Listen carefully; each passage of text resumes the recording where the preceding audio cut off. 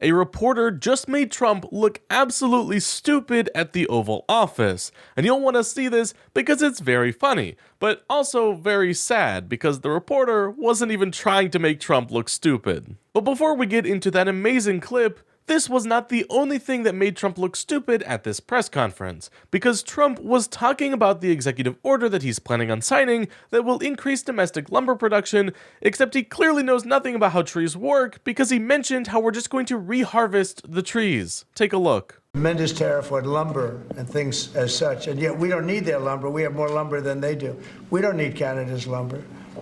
So what I'm doing is I'll be signing an executive order freeing up our forests so that we're allowed to take down trees and make a lot of money and then reharvest trees. Also, we're cutting fire divides. A fire divide is a 50-yard to 70-yard swath where the trees can't, it's long enough so trees don't burn forever until you can get them out. And those trees can be sold and made a lot of money with.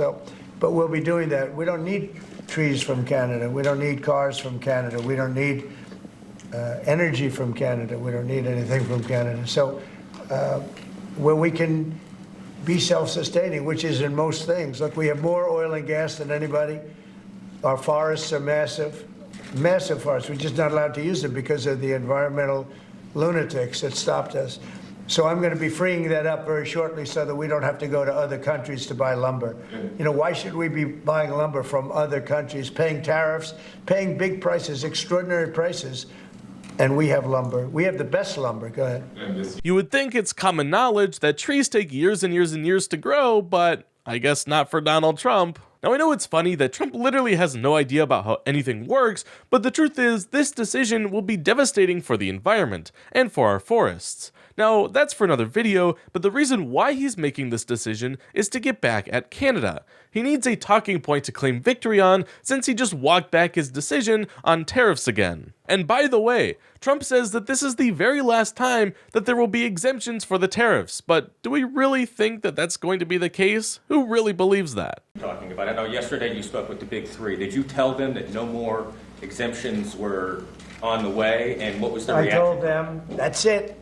This was a short-term deal. And they came back to me yesterday. They said, could we have some help on the tariffs because of the speed? And I said, look, I'm going to do it, but that's it. Don't come back to me after the April 2nd. I don't want to hear from you after April 2nd. We're not going to be doing it anymore. I want to help them. What was their response? They didn't complain, but I helped them short-term during this short-term transition. April 2nd is going to be a very big day for America. Let us know in the comments how long you think it'll take Trump to fold on his April 2nd tariffs once they go into place. This whole situation would ultimately be amusing if it wasn't our entire economy on the line. Ultimately, tariffs only make enemies, not just with US citizens, but also with other countries. But tariffs haven't been the only way that Trump has been making enemies, because he is still, to this day, attacking our NATO allies. Just take a look at what he had to say. Are you going to make that policy, U.S. policy, that the U.S. wouldn't defend NATO countries that don't pay? Well, I think it's common sense, right?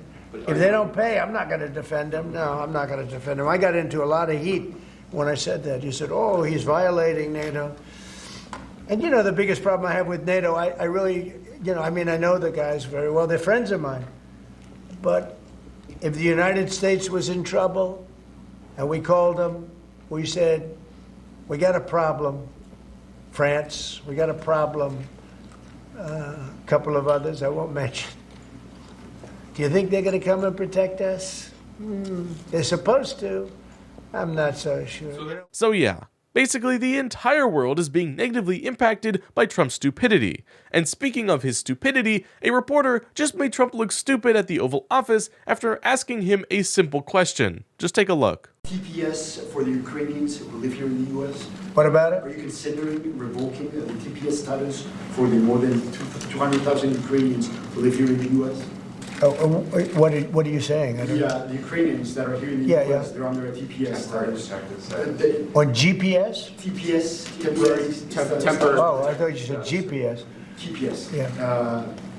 There was some news saying that they were going to be revoked and they were going to be deported from the country. Are you considering that for the Well, we're Ukrainians? not looking to hurt anybody, and we're certainly not looking to hurt them. And I'm looking at that, and there were some people that think that's appropriate and some people don't, and I'll be making a decision pretty soon. Okay? This is just so funny. Trump tried to play it off like he was mishearing TPS as GPS, but we all know that he just doesn't have a clue what that is. But in all seriousness, how can we trust that Trump is fit to run this country and manage foreign policy if he doesn't even know basic things like TPS? This reporter was asking a very simple question that wasn't even meant to be a gotcha, but yet it told on Trump in so many ways. It's so sad that this is the kind of president that we have in office, and all we can do is hope that he doesn't go burning down this country any further.